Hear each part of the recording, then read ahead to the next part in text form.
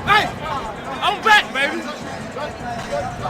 This an all-out blitz, real hard hits, them other podcast trash, we gon' make them all quit. We cover all the topics with intelligence and logic. I know you wanna score, but ID gon' stop it. We from Texas, so that mean that we Texans. Breaking down the X's and O's, our profession. No complaining, just training, you see the progression. They had a Pro Bowl for talk shows, we get selected. We gon' celebrate every win like a birthday. Ray J with the news, first with all the updates. Spin move on the competition, yeah, we juking them. You not really in touch if you not tuning in. This is Crenshaw, Briggs, and VT. We want the touchdown, we not trying to go for 3. And it's best if you get up out the street, cause them bulls out the pen and they bout to stampede. Houston Texans, what up? What up? What up? What up? What up? What up? Hey!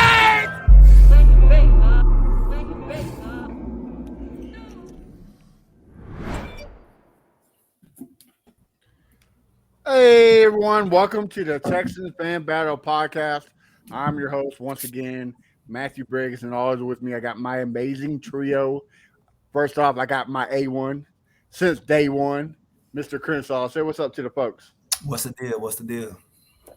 And he's starting fights with everybody. It doesn't matter if it's your mama, your sister, your cousin. If you're on Twitter, he don't like your opinion. He's gonna fight you about it. We got this space legend, Mr. BT. Say what's up. going on, guys? And guys, of course, if you follow Texans, you know this guy very well. Some good stuff everywhere he goes. We got Mr. Jonathan M. Alexander. How you doing, sir? What's up, fellas? How y'all doing? What's up, man? How you enjoying free agency? A lot of news for you? Yeah, man. Super busy, man. They made some interesting signings, so it's been good so far, man. Well, thank you for taking time off your busy schedule to talk with us. We greatly appreciate it. Guys, y'all usually know we kick it off with NFL news, but today we only got Jonathan for 30 minutes. So we're going to kick in right to the good stuff. Let's talk about some Texans news. This week they made some pretty good signings. Dalton Schultz, Singletary from the Bills, and Perryman, which was kind of shocking. Everybody thought they moved on. So, Jonathan, I'll start off with you. How did you like these signings, and what does that mean for the rebuild? Yeah, I think I liked Dalton Schultz in particular, and I like Singletary. And I like Perryman too, don't get me wrong. But Dalton Schultz and Singletary, I thought were important signings they had to make, especially after they didn't re-sign Jordan Akins, who I thought, was obviously their best receiving tight end. But Dalton Schultz is an upgrade. He's a young guy. He's done it before. I think he had 800 yards a couple of years ago. So the guy can ball, and he still has time. Singletary, I was hoping they weren't going to go straight through with Mike Brown. Nothing against Mike Brown, but I don't see him being a number 2 back to Damian. I didn't see him being a number 2 back to Dameon Pierce. But Singletary is a guy who, can catch the ball about backfield, can run the ball. He's a good back, and I think they were running Dameon Pierce into the ground. So I thought that was a good signing. So they don't overrun Pierce, because obviously the shelf life on running backs is very, very short. So you need somebody. And if they want to be a power running team, they got to have more than Dameon Pierce. And then Denzel Perryman, I think Denzel Perryman is a pretty good signing. I covered him a little bit when he was in Carolina for a brief stint. He's a great run stopper. He'll help out their run defense. Is very good at that. Is a good tackler. Was a Pro Bowler in 2021. But the thing that concerns me about Denzel Perryman, he's never finished an entire season. He's been hurt every year of his career, and that is a legitimate concern. Also, his pass coverage probably could be a little bit better. And in DeMeco Ryans' defense, you need a great middle linebacker who could cover the middle of the field in that cover 3 defense that he runs. So I think that concerns me a little bit, but it is an upgrade, though. It is an upgrade, and if you can get him healthy, what is he, about 30 now? If you can keep him healthy, then he's solid. But I do think the Texans made some upgrades across the board, though. So basically, he's pretty much a gap year until we get the right linebacker that DeMeco wants to fit the. Yeah, I mean, it definitely seems that way. I mean, signing him to a 1-year deal, I think at this point in Denzel Perryman's career, because he hasn't been able to stay healthy, he's he's had to sign those kind of short term deals just to kind of prove himself. So, yeah, I mean, they could sign him again in the future, but I think Denzel is a guy who has to be able to show that he can be healthy for a full season for a team to kind of sign him to a longer deal. Oh, most definitely. Well, Chris, man, I'll kick it off with you. Which one was your favorite, and who you most excited to see? Yeah, it got to be Dalton, man, because we ain't had a good tight end really since Owen Daniels. CJ was a good tight end, but his career wasn't that long here. And we just been going through tight ends, going through tight ends, going through tight ends. So I really like Dalton, pretty good pass catcher and everything. I like the Jimmy Ward signing, and then I like the Sheldon Rankins signing as well. But other than that, I mean, everything was pretty good. Pretty Good. good. Hey, we got another special guest in the building. We got Lil Crenshaw to say what's up, buddy. So hey, Hey. All right, BT, I kick it off to you, bro. What you got? So I got to say that Dalton Schultz was definitely my favorite. I don't think they were necessarily targeting him. I think that when they saw that he rejected a 3-year, $36 million contract, that they threw their hat in the ring and they got lucky. I think getting him for $9 million honestly was a steal. If I remember correctly, I believe that the market really for him was rated anywhere between 12 and 14. So him getting $9 million, honestly, it was a total steal. I think his agent probably overvalued him with the Cowboys. So I don't know what's going on there. I did love the fact that Colin Cowherd called out the Cowboys fan base for calling them delusional by when they said that they didn't really mind Dalton Schultz going. Dalton Schultz was a huge part of Dak Prescott's game, Especially in the playoffs, right? especially in the playoffs, but even in the regular season, you had games where he was throwing 290 yards with Schultz and 220 yards without. So there were definitely big games with Schultz. So anyway, so that's part of it. But I don't want to bury the lead here and say we extended Tunsil, which to me, Oh, that's why. Yeah, thanks for kicking it into my next segment. But go ahead. well, go right ahead. Tunsil, Yeah. Yeah, so like BT was saying, we also traded away Brandon Cooks for a fifth and a sixth and re-signed the best part of the Texans, Laramie Tunsil. And also there's news of the Texans maybe going after Ed Oliver for the Bills. So, Jonathan, man, I'll kick it off with you again. You're our guest. What do you think? Surprising? Not you knew it was coming, right in the sand? As far as like Tunsil being Yeah. extended, yeah, I mean they had to do it. There was no way that they were going to let Tunsil play on the contract. Yeah, I think his cap number at the time was something along the lines of like 30 something million. Tunsil had told me during the season like he knew, Nick wasn't going to let him play on that deal, so they had to get a long term deal done. And good thing for Tunsil, he had one of the best years of his career. So he proved himself that he can be a long term answer. He's still 29. As you can see, offensive tackles are playing into their 30s at high levels. So you want to lock down it. And they signed him to the richest deal, but it wasn't that big of a like his average per year is probably like $4 million more than what he was making before. Like they didn't break, they had to do it. It made perfect sense. And they did that. And he deserved to get that payday, and they need somebody to protect their future franchise quarterback. So I think Laramie is a good. He's emerging as a leader as well as a captain. He's a good dude. Don't people in the locker room love him? He's quite cool. If y'all ever met Laramie, like one of the coolest people ever, like to kind of get to know. And a reliable guy. He showed that he was a reliable guy and a tough guy and doesn't give up any sacks, and that's what you need in your left tackle. All right, VT. What about you? So I love this signing. For me, it was a no-brainer. He, quite honestly, I thought that he was. I didn't really think it was even a question. There were a couple of rumors that the Chiefs were looking at him that got me scared for an hour or two. But for the most part, I knew that it was going to happen. So I'm very happy with the Tunsil extension. The question now is, are we going to extend Titus Howard?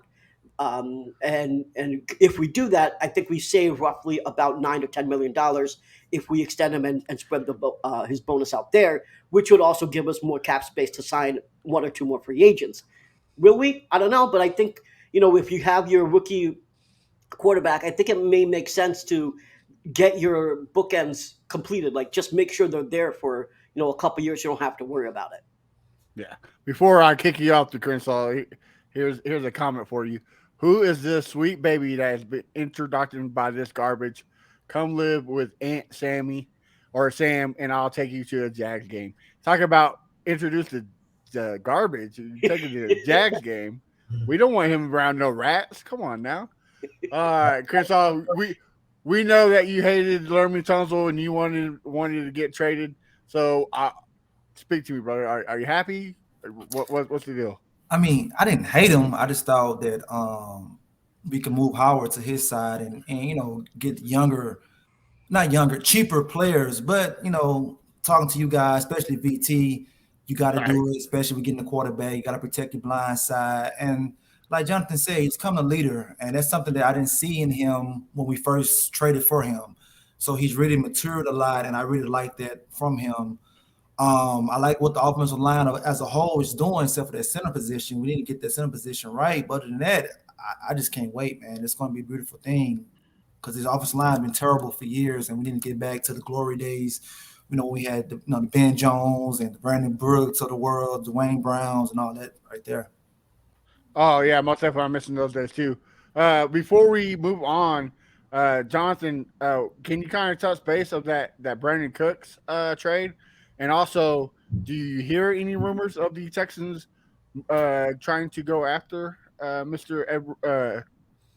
I forget his name. Ed Oliver. Ed Oliver, yes, sir. Yeah. Yeah. As far as Ed Oliver, I haven't been on Ed Oliver. It's something that I definitely look into, but I haven't been on it yet. Kind of focusing on all this pro day stuff. But as far as Brandon Cooks goes, that was in the works. I had reported last week or a couple of weeks ago that the trade was inevitable, that it was going to happen, that sources believed that it was going to happen. It was just a matter of when it could happen. And Nick Caserio called up representation. They figured out called up Cowboys, and they figured out a way to get it done. They had the whole issue was Brandon Cooks is $18 million in guaranteed salary. No team wanted to take on that much money. Texans were fortunate to get Cowboys to take on $12 million while they pay $6 million. They got. I mean, it was a deal that needed to be done, and they got a 5th and a 6th round pick. Had Brandon Cooks been coming off a 1,000-yard receiving season like he had, in the previous few years, Texans maybe could have got a 4th round pick for him. But 5th and 6th was what they could get because he struggled last year, and the Texans offense struggled last year. They didn't have much of a passing game. So I thought that the Texans, did what they could out of that deal. But at the same time, they probably shouldn't have extended him to that contract and got themselves in that situation. So, that was unfortunate. That was a bad deal done by Nick Caserio.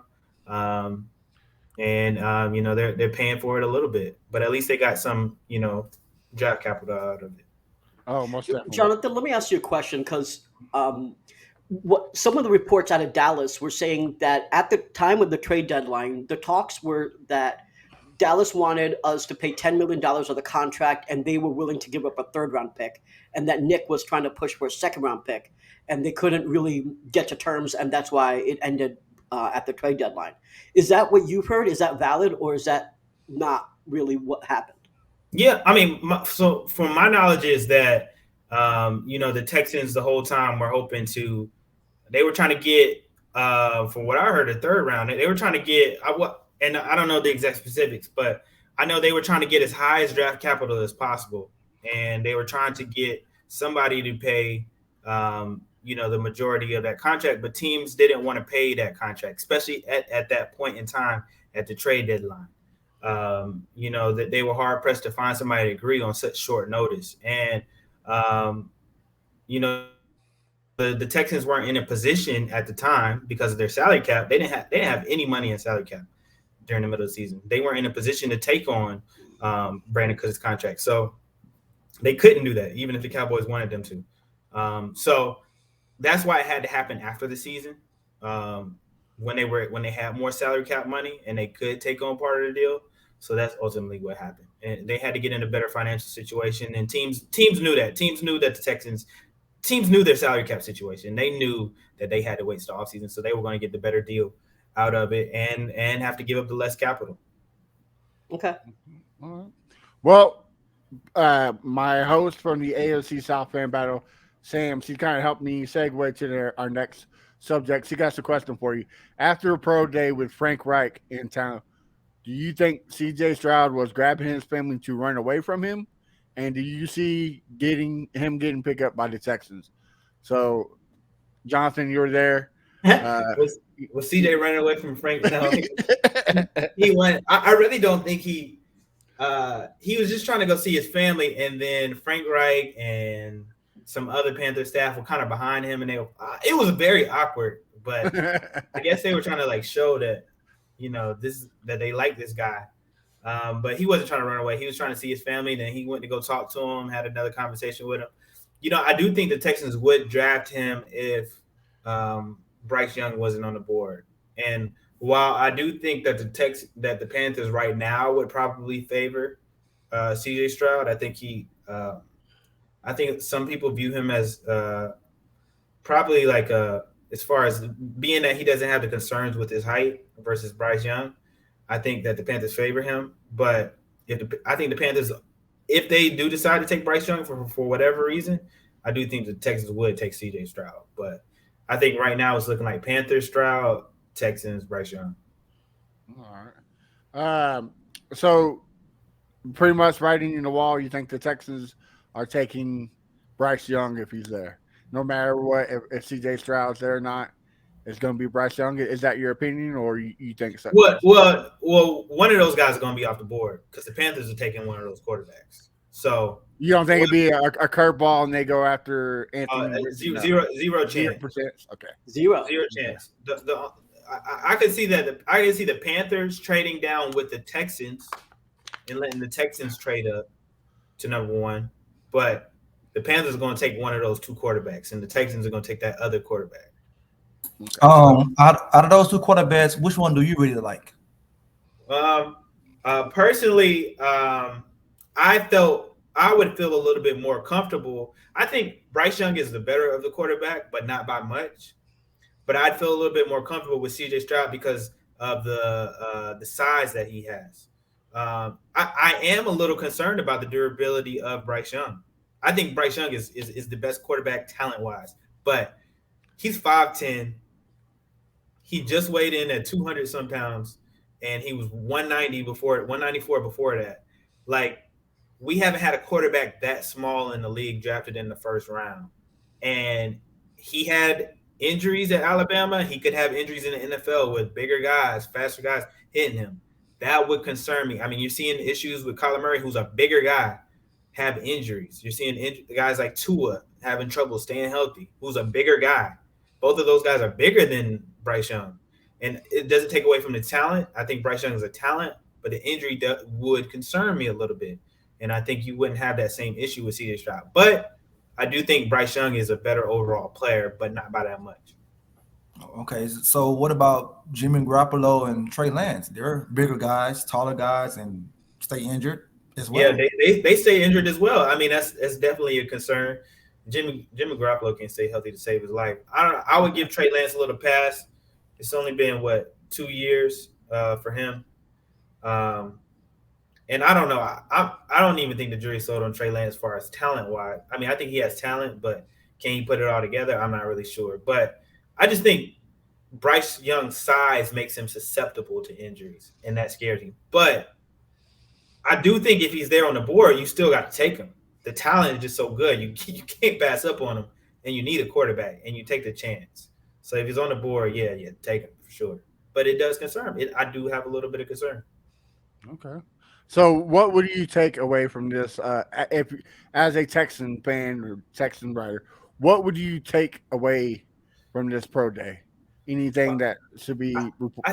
If you're a Texans fan, you look at this pro day, you say, "Dang! If the Panthers don't take CJ Stroud, well, at least we're gonna have a good quarterback. Regardless, one of those two guys is gonna be good." Everybody you talk to says these guys are gonna be starters in the league. These guys are gonna be good. They have the talent. It's just health. Can they stay healthy? So regardless what the Texans do at number 2, that one of those quarterbacks is going to be good. So we know CJ Stroud can ball, and we know a lot of NFL teams are very fond of him. So if the Texans get him, great. If they get Bryce Young, great too. Okay. BT, Let do me you have a question? Go ahead. Yeah, I got a question here. So, if I have to choose between Bryce Young and CJ Stroud, I'd rather have CJ Stroud, really for the reasons that you mentioned in terms of size. Um, Dan Orlovsky was on Pat McAfee, and he was talking about, and he believes that CJ Stroud is the better of the quarterback, um, not just from a size point of view, but from an accuracy point of view. But Mhm. he also talked about some of the concerns, and I also share some of those concerns, and I was just wondering if you do. So some of those concerns were that um, if you look at all the quarterbacks, even if you look at Florida, Kentucky, Alabama, they did not have the receivers that CJ Stroud had. So his Mhm. receivers were able to get separation consistently. Yeah. He was able to go through his first read. I believe the stat was like 73% of the time, if I remember correctly. He also had multiple O line uh, in this draft. So he had people protecting him that are going to go in the first round, whereas that is not the case, for Kentucky, Florida, Alabama, etc. Right. So the point is that he had the best O line and the best receivers. And do you think that he's going to be able to reproduce what he did in Ohio with having not the best situation the way he had the best situation in Ohio? Yeah, I think in today's league, what you're seeing is like you have to have an offensive line and you have to have weapons to succeed. Every team that's having success has an offensive line and some sort of weapons. Like the Chiefs have weapons, the Eagles have weapons, the Dolphins have weapons. So like they're going to have to put. You don't want to put your quarterback in that situation, and who you don't really know because we haven't seen CJ Stroud without those weapons and without those pieces. I mean, he's been gifted with a lot of great weapons, and obviously, we would love to see him without those. But ideally, the Texans don't want to put C.J. Stroud in that situation. They don't want to put him in a situation, which is why they shored up the offensive line. I still think they need a center, but it's probably why they'll draft a wide receiver within one of those first 33 picks. So I think even though you wonder can he do it without the same talent level, and he's going to have to in his first year. I think what they're going to end up doing eventually is they're not going to expect him to take them to the playoffs that first year. They're going to try to put pieces around him so he can succeed. I think that's the goal that you're seeing a lot of these NFL teams do is try to put the more pieces you put and weapons you put around these guys in offensive line, the more likely they are to be successful. Bengals too. I meant to mention the Bengals. They improved their weapons tremendously. So you have to do that in today's NFL to have success. So one more question about CJ Stroud. So one of the things that he mentioned at the combine was that he wanted to use his legs more. And I was trying to rattle my head and just think like, have we really seen someone that was not necessarily a statue in college, but for this argument, I'm just going to call him a statue, and then changed in the NFL? I don't know if that's happened. I'm just wondering from anything you saw at the pro day, because he didn't run a 40 either. Do you think there's a chance that he actually becomes more of an athlete? Because I know he was a basketball player before too, right? Yeah. So he was an actual athlete. Do you think that we'll actually see him use his legs more once he reaches the NFL, or is that a pipe dream? No, I think he didn't have to use it as much at Ohio State. Like we mentioned, right? He had all those receivers who were open. He didn't have to take off. And I think he mentioned that as well. But when you saw it, he had to run a little bit when they played against Georgia. Georgia had him on a run and he was making throws. He was hitting guys. He had his best game against the best defense in the entire country. Balled out. Yeah. One of the best teams of all time, probably. And he balled out, and he showed that he can do it with legs. I think he answered those questions in that game.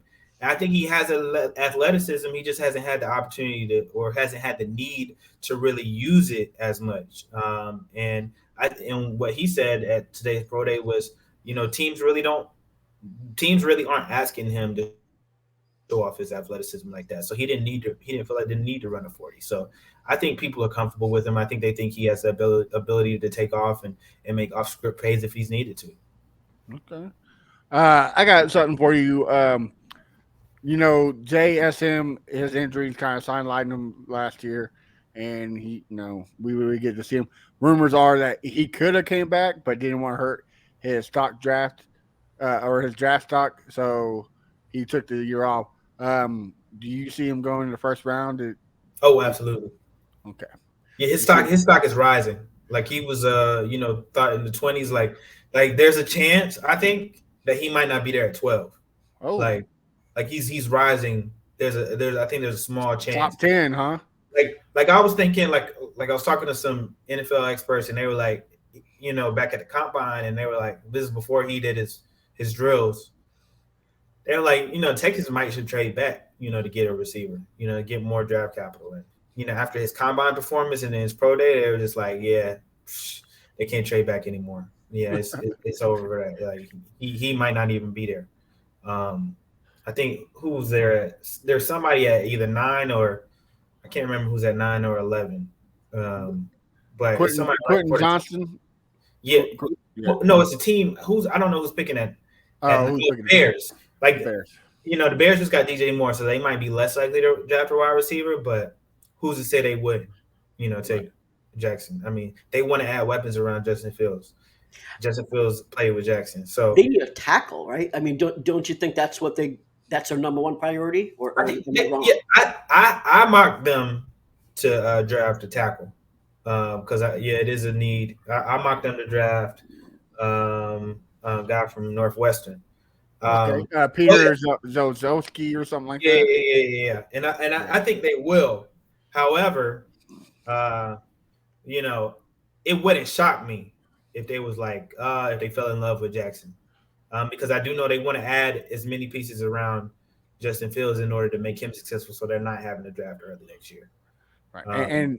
And the window for Derrick Henry and Ryan. I mean, I think Ryan Tannehill needs to be gone anyways.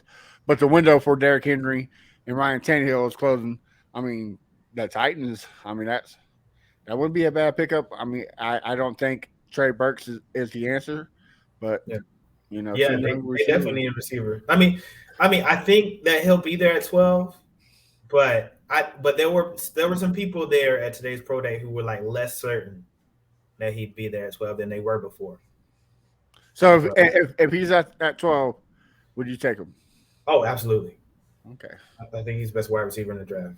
So that was my next question is who were you picking at 12? But that's the answer, huh? I'd pair Bryce and JSN together. Okay. You wouldn't go defense, wouldn't. No, I do. I think that there's a better chance for them to get a really good defensive end at 33 than there is. I think all the top defensive ends that could be there at 12 will be gone that are worthy. Like, I think it'll be a reach based on the guys who I think will come off the board. That's why. But if Wilson's there, you take him in a heartbeat. That guy's great. Right. Absolutely. Right. If Jalen Carter falls, I was about to ask, what Carter's there? I take him too. Like, if you can get one of those guys to somehow fall, absolutely. But I also think they could get Kenyon White at 33, and I think Kenyon White is going to be really good. So, that's why I think that. Let me ask you this question about receivers. My thinking is that you go quarterback at 2, obviously, and then at 12 you probably, I think, go edge. Obviously you could go receiver there, but I'm not. Even though as much as I like JSN, I don't know if he'll be an X. And my thinking is, why not go edge at 12, like get a Van Ness or someone like that, or even a Murphy, and at 33 you get your center, so that's solidified, and then you get your later round receivers, and then in 2024 get your straight up X, like try to target Marvin if you can, because my thinking is the top receivers, whether it's Addison or JSN or Zay Flowers, I don't think any of them will be an X in 2024. So would you spend your 12th overall pick on someone that's not an X? I don't know. I'd rather go edge. You bring up a great point because JSN played a lot of slot. I mean, he played mostly slot when he was in college. So, but what he'll tell you is like he can play X. Like he just filled in that role for Ohio State because it was necessary for them at the time. So, do you trust him? Do you trust what he's saying? Do you trust what Ryan Day is saying? Like they believe he can play everywhere on the field. I think Luke Van Ness, I think he'll be a little bit of a reach at 12. That's why I wouldn't take him there. Now, if they were to trade back, possibly maybe like 17 or something like that, then yeah, I can see you doing that. But I think he's a little bit. I think Murphy's going to be gone. I think Murphy's going to be gone out of the. He's going to be in the top 10. I think a lot of people are high on him, And that's Wilson why, too. I think Wilson's gone at yeah, top 10 as well. absolutely. But I would take Murphy if he was there at 12. But I think he's going to be gone. That's why I say that. And I think JSN. I think he's just a guy who's done it. And when he played with a lot of the better wide receivers on his team, he was the best guy on that squad. So, I trust. I don't know. I would have to see more film of him on the outside, but if I trusted what I saw and believe what he said that he could play on the outside, I think that's why I would take a chance.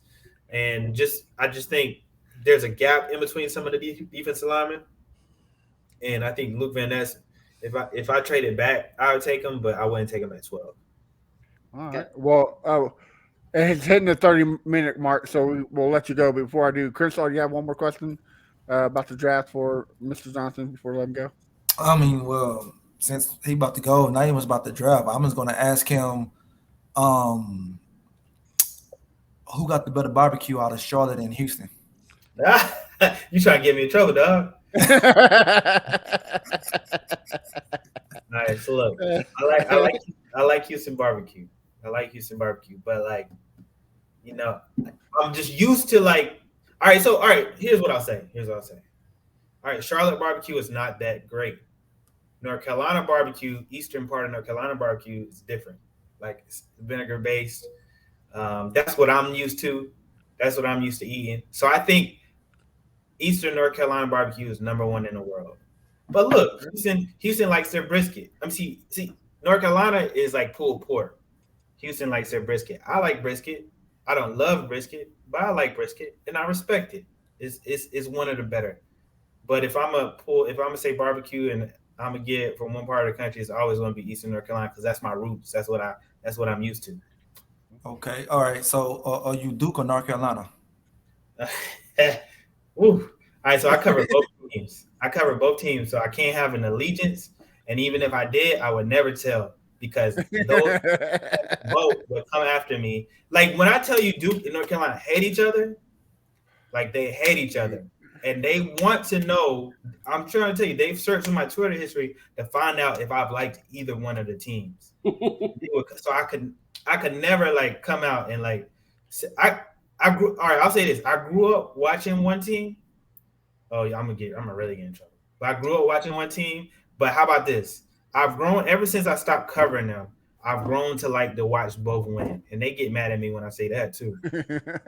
So I like seeing both win because I've covered some of the players on Carolina's team currently, and I've dealt with some of the coaches on Duke's team.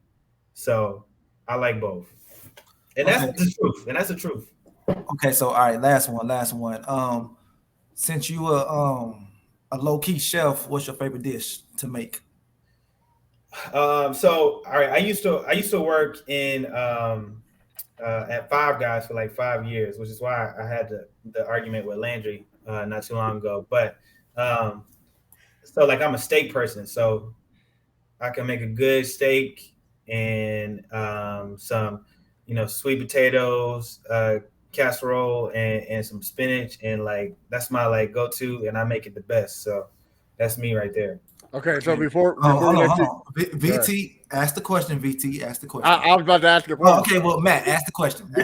Before we let you go, medium rare, well done. What is it? Okay, so you can never have steak well done. Yeah, That's a no-no. That's a no-no. Never. I like mine medium though. So I don't do medium rare, but I like mine medium. But you can never have steak well done. That's a no-no. Chris, are you writing this down? You taking notes? Chris, you got steak well done? Yeah, well done. forever. You dry it out. Oh man. Well, Jonathan, we hate to see you go, but we understand. Thank you again for coming on.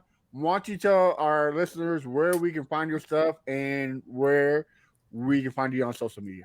Yeah, you can find my stuff at HoustonChronicle.com/sports. Please consider subscribing. We'd very much appreciated it. Please follow me and my colleagues' work, Brooke Brooks Cabina. We work together. You can find me on Twitter at JONM Alexander on Twitter and Instagram JONM Alexander _. So All right. thanks. I appreciate y'all having me. This is fun. Don't be a stranger. Oh yeah, most of we have to come Thank back you very on much. after the draft. So we'll Oh, reach thank out. you. Appreciate you, man. HBCU. Appreciate you. Hey, absolutely, absolutely. Where'd you go?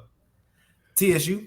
Okay, yeah. I went North Carolina Central University. Proud. Already. Yeah. There you go. Well, Appreciate again, y'all. thank you for coming on. You have a good night.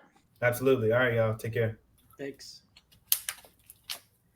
All right, should we switch to NFL news? Well, doing my job for me tonight, there, B. Uh, I want to say next up, some NFL news.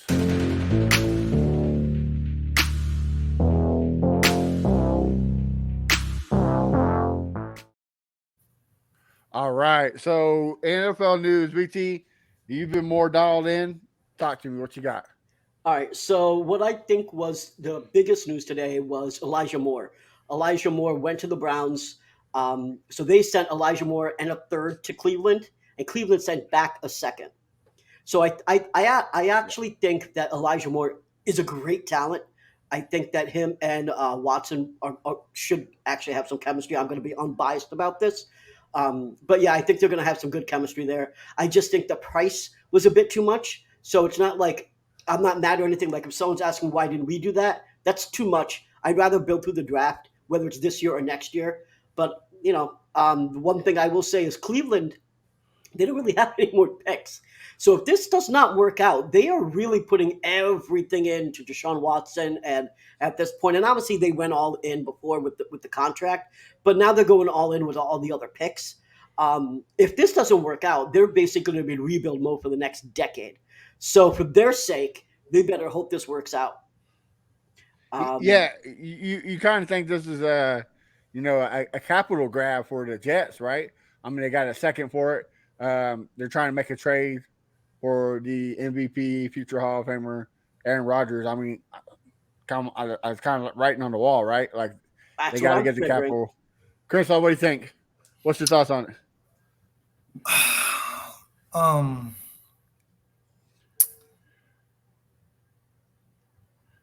what was the question? No thoughts, Elijah Moore, because I know you liked him.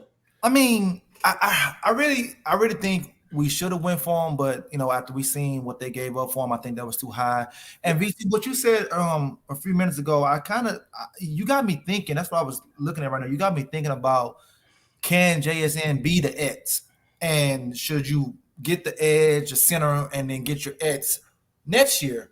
And you really got me thinking about that right there. But the only guy that's worthy of that is Marvin Harrison. Mm-hmm. But do you think we're going to be bad enough to grab him? Because I think he's going to go like what Julio Jones went, like top 5. I think he will go top 5. So that means I mean, we're all praying that the Browns go 0-17, right? I mean, like right. if the Browns pull Browns, we got it. Like but it just I would hate to give up multiple first round picks to get a wide receiver. For a quarterback, yeah, but for a wide receiver, like he better come out the gate, win Rookie of the Year, All Pro out the gate to give up those picks or whatever. And the thing is, I know this might sound strange, but I think he's almost more. There's less stress with him, frankly. There's less of a risk, I should say. There's less of a risk with him because he's a receiver. With the quarterback, they have to do a lot of things. They have to read well. They have to be a little bit of an athlete. They have to have chemistry. And obviously, yes, receiver has chemistry with the quarterback as well. But they literally have typically one job, right? A quarterback has plenty of jobs. So having a quarterback work in the NFL, I think is much bigger of a crapshoot than if a wide receiver works in college the way that he worked. I would not actually be opposed to giving up multiple draft picks for him. I think he's worthy of that. I think he could be our Chase. And yeah, I mean, like, and literally be our X, right? So like, I think it's worth it. Quarterback. The reason why I'm more hesitant on a quarterback is because it's always a crapshoot. You look how many times we've talked about bust so many times. Quarterbacks bust at a higher rate than other positions because it's so difficult. So yeah, Crenshaw, I would say I would give up those picks for him versus a quarterback. To be fair, we only picked the quarterback twice in the first round. One I'm was not talking ruined about by. just Oh, wait, one. I know. I'm just saying, one was ruined by the Texans, and one was ruined by his freaky nature. So, you know, it, that wasn't our fault, but So, so is Marvin Harrison really that good to trade up for, or he just had a really good season? Because he only had like one good season, just like JSN had one good season. What if this new quarterback that comes in and their chemistry is not like how he had with CJ and his numbers take a dip? Do you still think he's worthy of trading up for? So Chase only had one good year too. So remember that, right? He had one good year, and he's obviously. He won a championship though. I'm just saying though. I mean, he had one good year. They Yeah, took the risk on that that's one true. good year, right? So I don't think it's a stretch to take that to go up and get him. I think that you have to look at that. You have to trust your evaluation of talent, and if you trust your evaluators and your scouts, and we're giving him hype, but if they actually trust him, yeah, you trade up and you get him. Does that mean that we could fail? Yeah, but I think you gotta swing for the fences every once in a while. And I do think that we will actually have a decent season. I'm gonna go out. I've been on record saying I'm gonna stop giving predictions until the draft. Fuck it, I'm gonna give a prediction and say that we're actually gonna have a good season this year, and we're gonna be out of the top five. I think it would be very.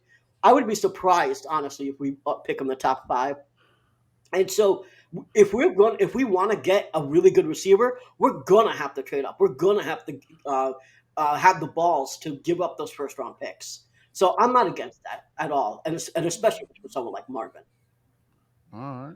Well, guys, before we end the show, we still got some more news, so I'll move on. Foster Monroe. Did I say his last name right? Yeah, Moreau, I believe. Monroe, right, yeah. He was working out for the Saints, about to get signed, going through the physical, and found out that he has leukemia. So he is taking a step away from football. So we just want to say, hey, man, we understand what we went through with John Mechie. So the Texans fan by family wants to give thoughts and prayers to Foster. Hopefully, it's a speedy recovery, Yep. and you're back on the field. We never like to see. Back on the field, catching more touchdowns. Right. Yeah. I mean, dude was a stud for being a backup. So I was looking forward to seeing him be a starter somewhere else. All right. There are some rumors going on that the Titans have become the front runners for the Lamar Jackson sweepstakes. I've been arguing on Facebook on the group that we're in, the AOC South Fan Battle group. One guy says that Lamar Jackson does not elevate the Titans to be a playoff contender. So I kick it to you guys. BT, I'll start off with you. So first of all, you know that I love Lamar Jackson. If he came to Houston, I would uh, have to go to the ER for the 4 hour erection that I would have. Um, so, so pause. But I will say that the Titans should grab him, but they won't. And what I've been told is that essentially no team will actually give him an official offer letter for multiple reasons. And I know I went on a rant last, one on the show, so I'm not going to do that again. But the bottom line is, I don't think any team is actually going to give him an official offer letter. I think you'll have teams talking to him, but at the end of the day, they're worried that the Ravens are just going to match, and they don't want to go through the rigmarole of trying to negotiate with him. So he's going to get stuck in Baltimore, and so I don't think it's really gonna happen. So it's not an issue, unfortunately. Well, if they do, does he automatically upgrade the Titans to a playoff team? I think he could. I mean, I think they're missing a lot of pieces, frankly. But the thing is, it really depends. It really depends on the OC, and you know who the OC is. So the problem there is you're running with Tim Kelly there, right? So the Titans specifically, I don't think he would do really well. Honestly, I don't think if I was him, I wouldn't accept it even with the money. Maybe with the money, but from a win perspective, I wouldn't just because they're not set up for him. They don't really have the tools that he needs. They don't have the OC that he needs. It's he's gonna hate his OC just like he hated Greg Roman. That is not the situation where he should go. Where he should have gone is somewhere like the Panthers or somewhere like that. Well, Deshaun Watson loved Tim Kelly, so you never know. He might fall in love with him too. Crenshaw, what about you? What's your thoughts? Well, I think he should go to the Jets. I think the Jets is more set up for success for Lamar. But yeah, he go to Tennessee. He's basically going to be in a worse situation. They have no wide receivers. They have no tight end. They have an aging running back. The defense is okay, but what they do have going is a great coach. I hate to say it, I didn't think he was going to be a good coach when they signed him, but golly, that guy has done a great job coaching them. I'm hoping that our coach could, do the same, for us that he did for them. But yeah, if he go to Tennessee, it would just be great story, but they're not going to do much at all. I mean, he's actually to me, I think he will work harder and more with Tennessee because he got to do more because they have so much less. Right. So I don't think that's a good fit for him. Like BT say, it would be only for the money, and I don't want that. Like I want my player to be there for the money and want to win as well because I think he'll lay it down with them because he's like, man, hell no. I think the Ravens have a better offensive line, right? But I mean, the Ravens pretty much have the same wide receiver core as the Titans, and the Titans have a upgrade in running back. The only thing weapon wise the Ravens have is Mark Andrews, Pro Bowl tight end, and Titans have who is it? Austin Hooper, like so. He ain't with them anymore. He's gone to the Raiders. Oh yeah, that's right. Yeah. Yeah. See, you have nobody. So nobody. Yeah. So it's like say he'll be doing more work with them. Right. So, well, speaking show me the money, Jerry Maguire style. Austin Eckler is saying that he is not getting what he deserves. What is y'all's feeling about this? Crenshaw, I'll start with you. Well, no, he was undrafted, so he was already underpaid already. He was a backup. Then he showed that hey, I'm just as good as Melvin Gordon. So they didn't want to keep better. Him. Yeah, and he's been a touchdown machine. He single-handedly beat us this year. He's a great running back, and he know that his shelf life is not long. So get your money while you can. Right. Is he gonna get it? I don't know, but he looking at damn, y'all signed all these players last year. So let me get my money before it's time to pay Justin Herbert. So I feel what he's saying, but I think they're probably going to either trade him or they're not going to pay him, and he's going to end up selling for less than what he really won. Yeah. But he's a great player. BT. I think Ezekiel Elliott ruined the running back market. He got way overpaid and underproduced, and I think that teams are very scared of giving anyone a high second deal. He's 27 years old, and after 28 is when running backs really start to degrade, and so you essentially have 1 year before you have to worry about it. And so, unfortunately for him, he has a position that isn't going to be as valued, I think, for the next 5 years or so. And he's great. He's had 500 yards from scrimmage, right? So he's worth more, but the market is not going to pay that anymore. So I think he's going to have to take a little less money than he wants. He wants a long-term deal, so it's either get the long-term deal on a discount or get paid and have a one-term deal. You're not going to get both, so he's going to have to compromise and choose what he wants. If I was him, I'd take the money on a shorter-term deal and get as much as you can right now. Because you don't know what's going to happen, and just get paid. And even if for a year contract, I would do that if I was him, frankly. Yeah, I mean, and also the dude's skill to catch the ball in the backfield is just amazing. I saw a stat. I forget what year it was, but he leads the running backs in touchdowns by 50, and the closest one to him, I think, is Josh Jacobs to like 38. So I mean, dude's a touchdown machine. So he is worth the money. But I agree with you, BT. That damn Ewok looking running back. He screwed up the running back market, so it sucks to be him. Well, guys, it's the part of the show that we hate.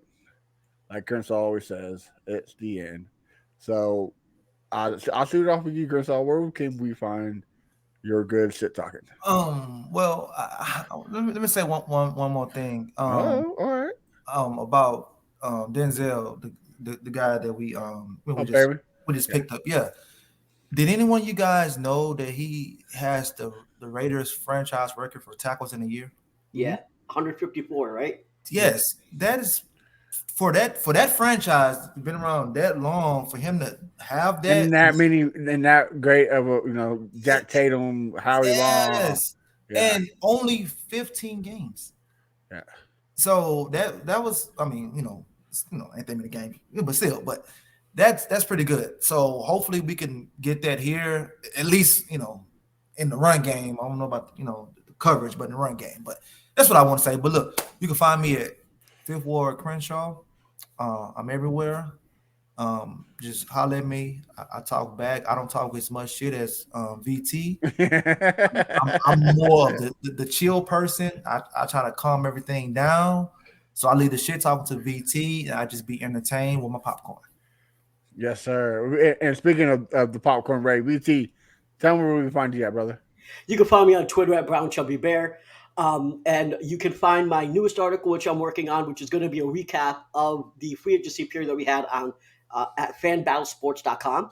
So you'll see that tomorrow sometime around noon. So check out fanbattlesports.com as well as find me on Twitter. I'll fight with you at Brown Chubby Bear, and I'm either hosting or co-hosting a space almost every day. So you can find me pretty easily. All right, guys, and you can find me at A1 Day One Texans. And we kind of mentioned it, but we didn't break it, but we're breaking it now. We got a new website for the network.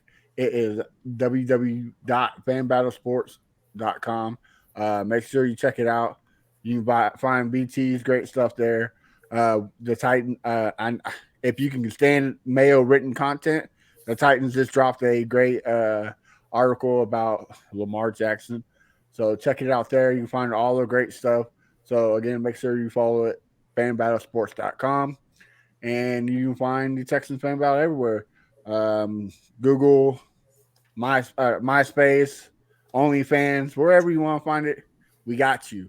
But also make sure you check out our sister podcast, the AFC South Fan Battle, where it's usually me and sometimes these two guys talking mad trash to the Titans, the Rats, and the Colts fans. So check it out. Until then, guys, have a wonderful night, and we'll see you next week. Go Texans.